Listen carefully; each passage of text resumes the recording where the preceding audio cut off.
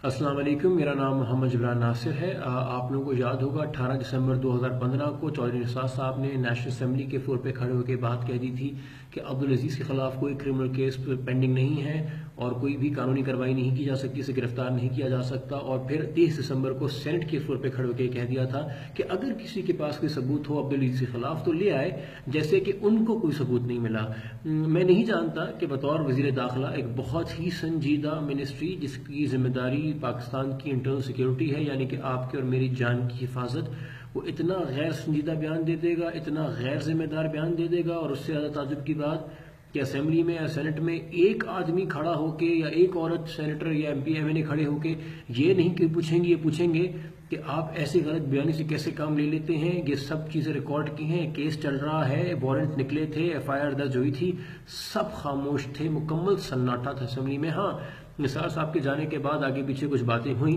मगर उस वक्त निसार साहब को किसी ने सवाल नहीं किया कि आपने कैसे ये गैर संजीदा और एक गलत बयान दे दिया। मुझे नहीं पता ये ऑनेस्ट मिस्टेक्स थी या जानबूझ के पार्लियामान को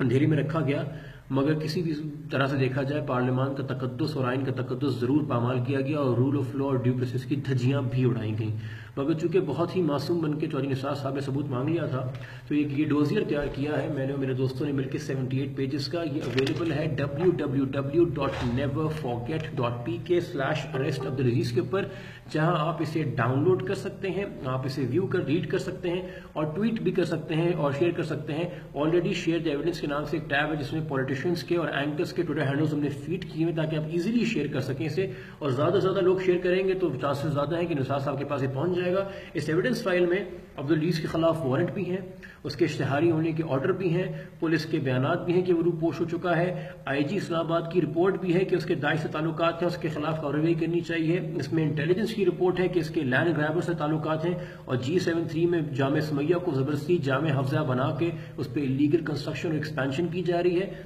उसके अलावा डिस्ट्रिक्ट मजिस्ट्रेट की वार्निंग है कि ये अपनी फोर्थ स्केड्यूल में होने के बावजूद जो है रैलियां निकालता फिर रहा है और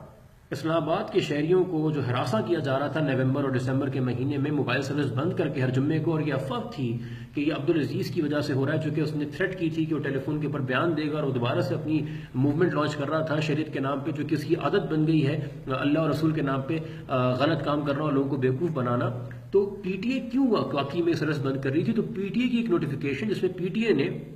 सारी टेलीकॉम कंपनीज को कहा हुआ है कि भाई प्लीज मीडिया को मत बताना कि हम ये क्यों कर रहे हैं, मगर उस ईमेल में वाज़ेह कर दिया कि हम ये लाल मस्जिद और जामे हफ्जा से डर के कर रहे हैं। तो निसार साहब से किस तरीके से मैं पूछूं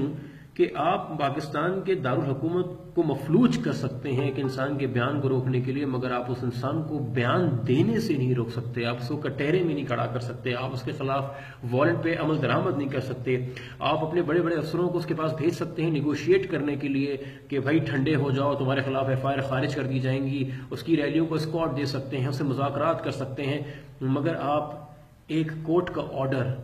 उसके खिलाफ उसकी तामील नहीं करवा सकते। पाकिस्तान के दारुल हुकूमत में जहां गुज़िश्ता रोज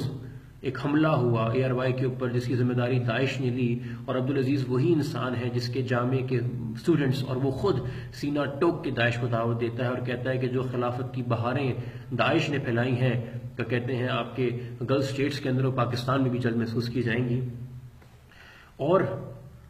चूंकि सारे के सारे एमएनए खामोश थे, और ये वही एमएनए जो अपोजिशन बेंचेस पे खासतौर पे बैठते हैं, जब टेलीविजन शो से मेरे साथ आते हैं, जब ये अब्दुल अजीज का इशू डिस्कस होता है तो मेरी पीठ तक तो पाते हैं और कहते हैं हाँ बिल्कुल हमें साथ देना चाहिए और ये अरेस्ट करना चाहिए, मगर वैसे जब इनसे क्रॉस क्वेश्चनिंग की जाए तो ये इग्नोरेंस का बहाना करके भोले बन जाते हैं। सबको एक एमएनए को